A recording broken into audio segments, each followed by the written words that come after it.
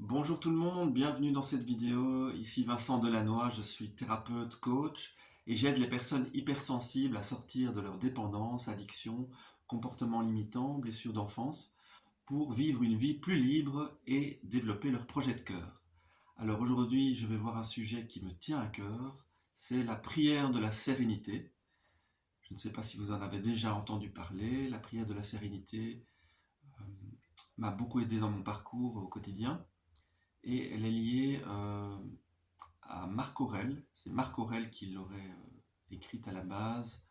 Marc Aurèle qui était un empereur romain influencé par le stoïcisme.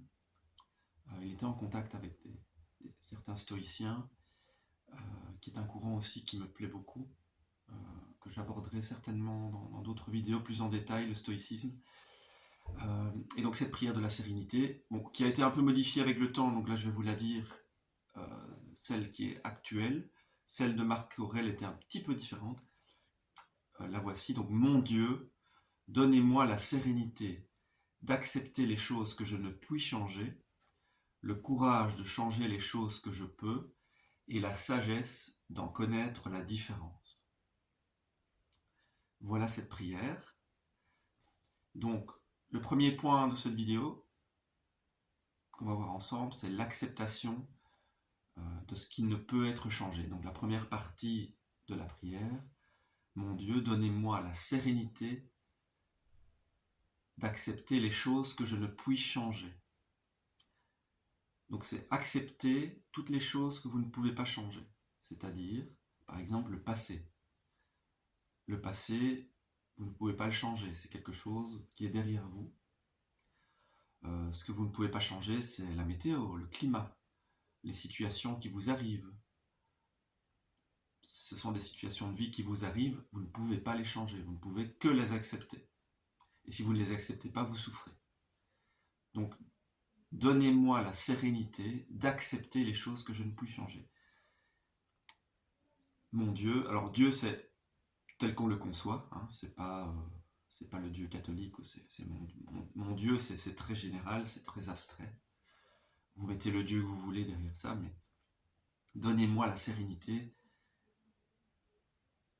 c'est-à-dire la sérénité d'accepter. L'acceptation demande de l'humilité. Hein, c'est aussi une prière de l'humilité, hein, pour moi. Donc accepter les choses que je ne puis changer, il y a une certaine sérénité à avoir pour pouvoir accepter ces choses-là. Pour accepter mon passé et accepter toutes ces choses au quotidien que je ne peux pas changer, pour ça je dois être serein. Tant que je suis dans le combat, l'agitation, la nervosité, je ne peux pas accepter. C'est difficile pour moi d'accepter les choses. À chaque fois que je suis dans le combat ou dans la résistance, je deviens nerveux, donc je ne suis pas serein, et donc je n'arrive pas à accepter les choses que je ne peux changer. Donc ça demande bien de la sérénité. Donc pour pouvoir accepter toutes ces choses que je ne peux pas changer, j'ai d'abord dû faire un travail sur moi pour être serein. La méditation, répéter cette prière au quotidien m'a apporté de la sérénité. Euh, donc il y a d'abord peut-être, je pense, un travail à faire pour être serein. Donc regardez un peu dans votre vie tout ce à quoi vous résistez, toutes les choses contre lesquelles vous vous battez et que vous ne pouvez pas changer, qui sont juste des situations de vie.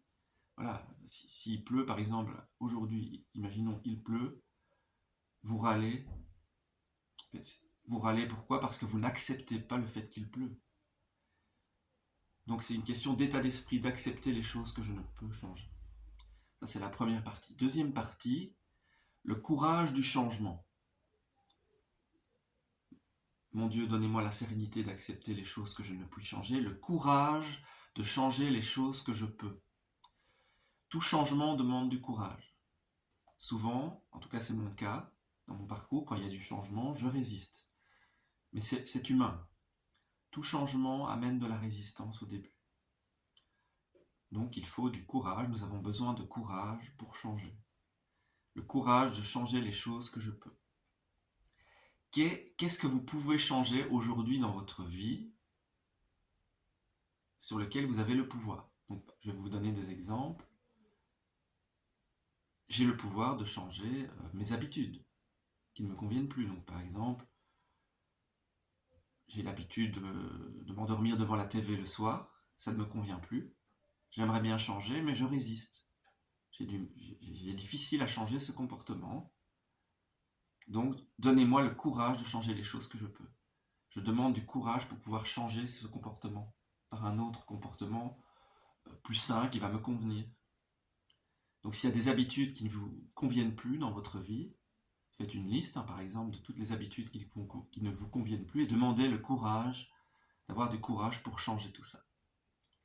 Ou par rapport à des peurs. Parce que le courage du changement, de changer les choses que je peux, c'est aussi lié aux peurs. On résiste parce qu'on a peur du changement. Donc faites une liste de toutes les habitudes que vous voulez changer, de toutes les peurs que vous avez par rapport au changement, et demandez le courage. De nouveau, ça demande de l'humilité. C'est vraiment une prière d'humilité. Demandez ça avec humilité.